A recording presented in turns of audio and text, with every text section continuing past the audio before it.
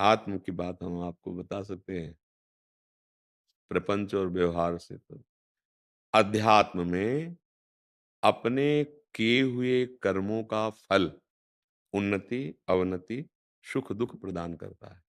को न काहू के सुख दुःख कर दाता, निज कृत कर्म भोग सुन भ्राता। अब उन कर्मों का संयोग मिलाया जाता है। जैसे उस जीवात्मा का कर्म है कि अब अपाहिज होकर जन्म होगा, या जन्म लेते ही अपाहिज हो जाएगा, या यौवन अवस्था में अपाहिज हो जाएगा। अब उसके दुःख का भोगता उसके माता-पिता है। उनका भी कर्म उस जीव से पूर्व के कर्मों में जुड़ा हुआ है। अब ये सुखी या दुखी करना, मान लो पुत्र का प्रकट होना, सर्वांग पुष्ट होना, विद्वान होना या राष्ट्रभक्त होना या समाज सेवी होना, माता-पिता की आज्ञा, अब वो सुखी हो रहा है। उस जीव का कर्म उसकी योग्यता पर ले जा रहा है और माता-पिता को सुख हो रहा है। एक आता है बड़ा धूर्त स्वभाव का, प्रतिपल माता-पिता को कष्ट देने वाला, कर्मों का संयोग बन रहा है। हमारे कर्म ही हमको उन्नति, अवनति को प्रदान करते हैं। हाँ, अब जैसे हमारा जन्म हुआ है जिस कुल में, और हम बहुत सत्कर्म करते हैं और भजन करते हैं और हम अपने माता-पिता, पूर्वजों को देते हैं, तो जहाँ भी होंगे उनका कल्याण हो जाएगा। अगर उनका कल्याण नहीं हुआ, तो जहाँ भी, क्योंकि ये भागवतिक बैंक है, जैसे आपका पैसा है, आप किसी को भी ट्रांसफ़र कर सकते हैं, किसी को भी। अब जैसे संत जनों के पास जाया जाता है, बोले हमें शांति मिली, हमें बड़ा आनंद आया, तो क्यों आया? कि उनका भजन ही हो रहा है आपकी शांति के लिए, आपके आनंद के लिए। जिनका स्वार्थ पूर्ण हो रहा है, समझ में नहीं आएगा आपको। और जहाँ ये हो रहा है कि सर्वे भवन्तु सुखिनः, सर्वे सन्तु निरामया, तो ट्रांसफ़र हो रहा है, दृष्टि से, संभाषण से, संकल्प से। ये दिखावा वाला थोड़ी होता है। ये आंतरिक होता है। ऐसे ही भगवान के मार्ग में चलने वाला जब भगवत प्राप्त हो जाता है तो कहते हैं 21 पीढ़ी उसकी तर जाती है। इसमें कोई मिथ्या नहीं है। क्योंकि वो उस कुल में जन्म लेकर के ऐसा भजन किया, भगवत प्राप्त किया, तो सिद्धांत बन गया। जैसे कोई सरकारी आदमी पक्का बड़े अधिकार में हो, तो उसके परिवार वाले को, माता-पिता आदि को ट्रेन फ्री, वो कहीं भी कई सुविधाएँ नहीं मिलती है जैसे। तो ये सरकार ये सुविधा देती है और हमारी अखिल लोक सरकार मुक्त ही कर देती है। 21 पीढ़ियाँ तर जाती हैं। तो जैसे अब हमारे जो पितर हैं, वो बड़े पुण्यात्मा रहे, धर्मात्मा रहे, तो वो पितृलोक को जाएँगे, स्वर्ग पितृलोक को। और हम जो यहाँ पिंड दान करते हैं, वो उनको प्राप्त होते हैं। हम जो यहाँ से शुभ कर्म करके देते हैं, वो उनको प्राप्त होते हैं। यदि उनके अशुभ कर्म हुए, तो नरक जाएँगे। जब हम उनको पिंड दान करेंगे, जब यहाँ से पुण्य उनको देंगे, तो उस नरक के दुःख से उभरेंगे। ऐसा नहीं कि सब पितृलोक ही जाएँगे, सब स्वर्गलोक ही जाएँगे। ये देखो यहाँ का कर्म है ना, अगर आपसे चोरी का कर्म बना है, तो आपको जेल जाना होगा। और आपके भाई ने हिंसा की तो उसको भी जेल, लेकिन एक जगह नहीं बैठा ले जाओगे। एक ही जगह नहीं बंद किए जाओगे, अलग-अलग बारीक में अलग-अलग जेल में भेजे जाओगे। बस ऐसे ही पूरा सिस्टम समझ लीजिए, शुभ और अशुभ का, पुण्य और पाप का। अगर हम भजन करें, ये एक महान कार्य है, नाम जप, किसी का भी उद्धार कर सकते हैं। अपने पुरखों का, अपने माता, जब ध्रुव जी को परम पद मिला तो विमान पर चढ़े तो उनको याद आया माता सुनीति का। तो उनका हमारी माँ का क्या हुआ होगा प्रभु, जो भगवत पार्षद थे, उनका वो जो आगे विमान जा रहा है दिव्य, उसमें तुम्हारी माँ जा रही है। शरीर बहुत पहले छूटा था, लेकिन अन्य लोक में, पवित्र लोकों में पुण्यात्मा, फिर उनको जब इनको परम पदवी मिली भगवत प्राप्त, तो सीधे उनको भगवत प्राप्ति, संबंध से भगवत प्राप्ति। तो संबंध से हम अपने पुरखों का, अपने पितरों का उद्धार कर सकते हैं। जैसे एक एक व्यक्ति ने यहाँ प्रश्न किया था कि हम जब मरेंगे तो अपने माता-पिता से मिल लेंगे कि जाके क्या? नहीं, नहीं, नहीं। ये ऐसी जेल नहीं है कि मिला-मिली होती हो। नहीं, कर्मों के अनुसार, अब वो स्वर्ग गए हो, आपके कर्म नरक वाले, नहीं जा पाओगे। अच्छा, वहाँ स्वर्ग में कोई ये पांच भौतिक शरीर से थोड़ी बैठे हैं, वो तो दिव्य देह है। तो वहाँ थोड़ी कि इस रूप में रहा तो वही रूप मिले, ये रूप तो पांच भौतिक है ना। अब जैसे नर्क गया तो वहाँ देह है, यातना देह, स्वर्ग गया तो देव देह है, पितृ गया तो देव देह है। जैसे अपने सबसे बड़े पुरखा ब्रह्मा जी हैं, पितामह कहा जाता है ना, पितामह ब्रह्मा जी, उन्हीं के तो सब हम सृष्टि में आए हुए हैं उन्हीं से। हमें बहुत सुलझ कर, ये इसमें तर्क-वितर्क का विषय नहीं। हमारे कर्म जो जैसे हो रहे हैं वैसे हमारी गति होगी।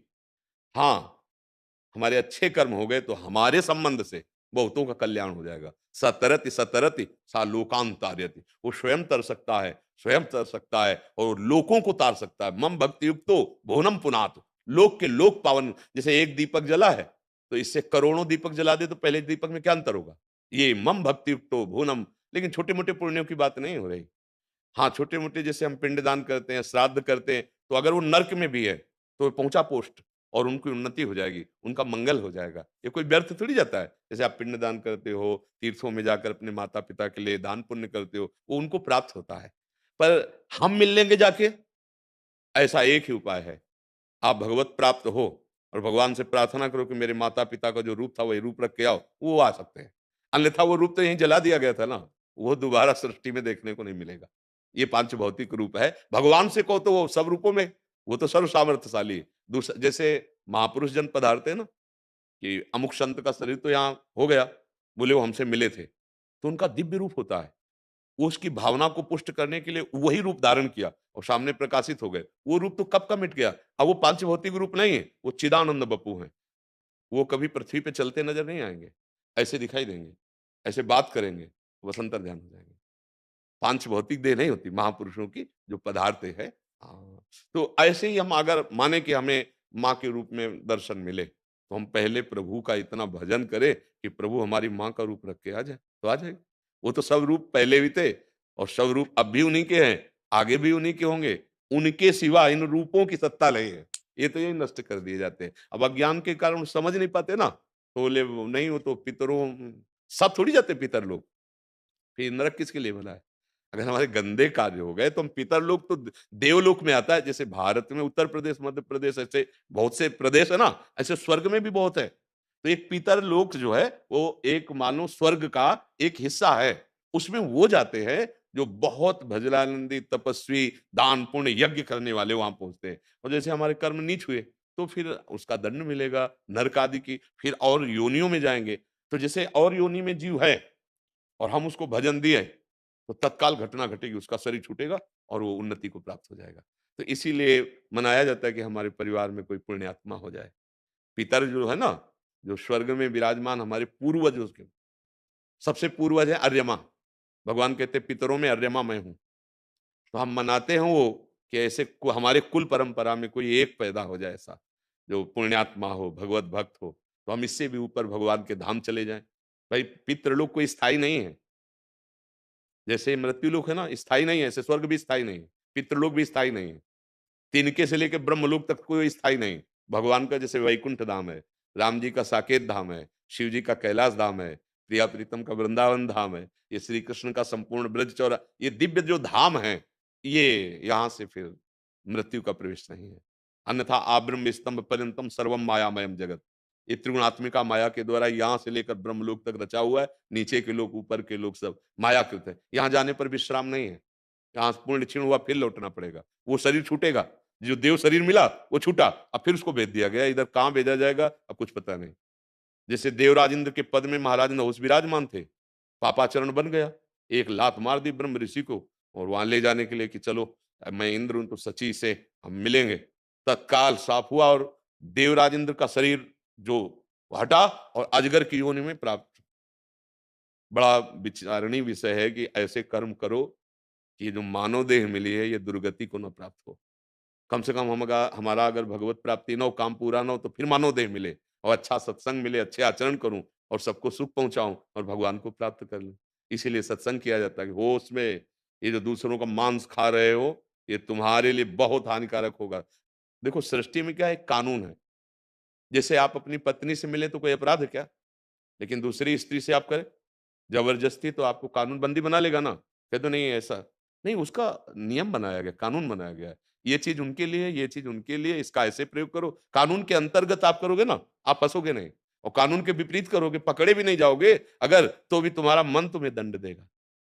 ऐसी ये वेद शास्त्र पुराण भागवतिक कानून है, भगवान का कानून है। उसके खिलाफ चलोगे तो आप परेशान हो जाओगे। कलयुग का प्रगट वास दिया गया है, मदिरा पीना, मांस खाना, पराई स्त्री से गंदा आचरण करना, चोरी करना और जैसे जुआ आदि खेलना, इनमें स्पष्ट है कलयुग का। और जहाँ कलयुग का वास होता है वहाँ बुद्धि भ्रष्ट होती है। आप देख लो लीलाएं क्या हो रही हैं बुद्धि भ्रष्ट की, समाज में देखो ना, दया लगती है। बूढ़ा आदमी घूम रहा है लकड़ी लिए हुए और उसके लड़कों ने निकाल दिया, पूरी संपत्ति अपने आप कब्जे कर ली और वो भोजन के लिए परेशान है। वो आपसे क्या हो रहा है? अरे इनकी सेवा करने से भगवान प्रसन्न हो जाते। इन्हीं की कमाई हुई संपत्ति इनको, इनके सुख में लगा देते तो तुम पूरे जीवन के लिए इनका आशीर्वाद प्राप्त कर। बुद्धि भ्रष्ट हो गई है।